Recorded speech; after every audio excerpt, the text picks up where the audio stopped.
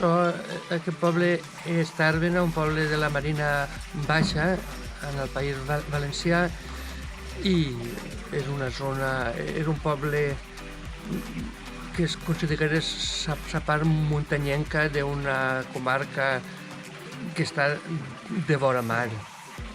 L'any 1609 varen ser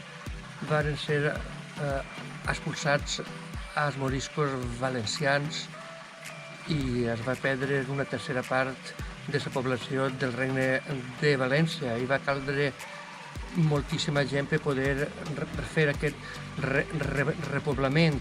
I entre els que vingueren com a repobladors varen ser molt d'emigrants de les Illes Balears.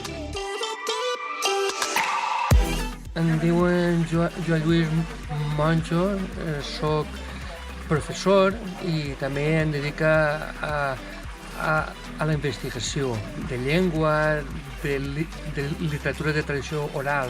Soc el president d'una associació que es diu Centre d'Estudis de la Repoblació Mallorquina, que té la seva seu a Tàrbena.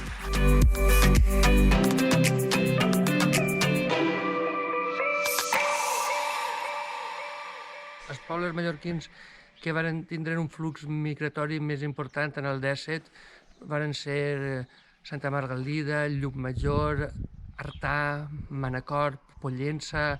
En alguns pobles es calcula que es perdria una tercera part de la seva població, com Llucmajor. Va donar la casualitat que el virrei de Mallorca era valencià, li deien Joan de Vilaragut, i ell va ser un dels pioners que va dur gent en els seus territoris a la baronia d'Olocau, a la comarca del Camp de Túria. Tàrbena és un de tants. Hi ha comarques molt afectades com la Marina Alta, al Comtat, i Tàrbena està a la Marina Baixa. La Marina Baixa va ser afectada parcialment.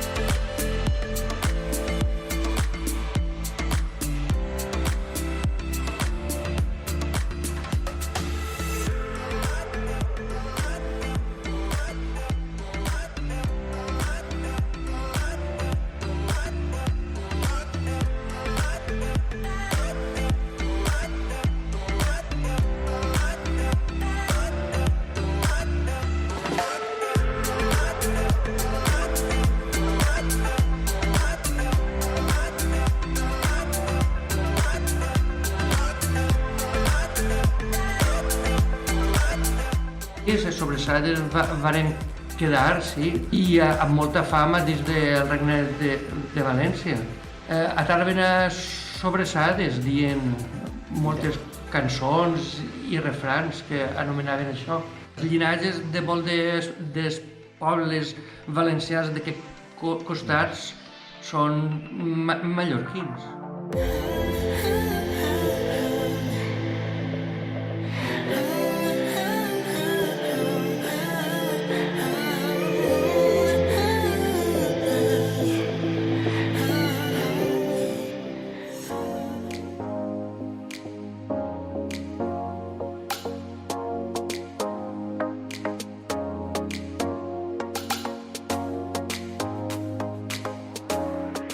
Que eren els musulmans i que els havien obligat a ser cristians si volien quedar.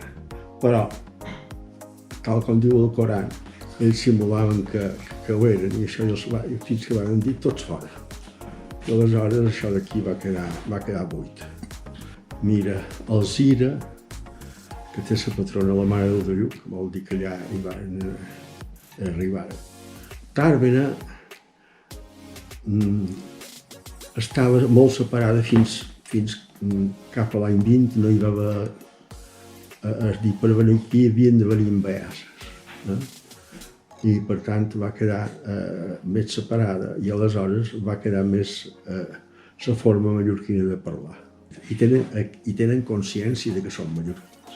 Un 70% tenen ascendència mallorquina i això, anaven fora d'aquí i ells continuaven i la gent els reconeixia perquè deien la cadira, allò de dir la cadira, etc.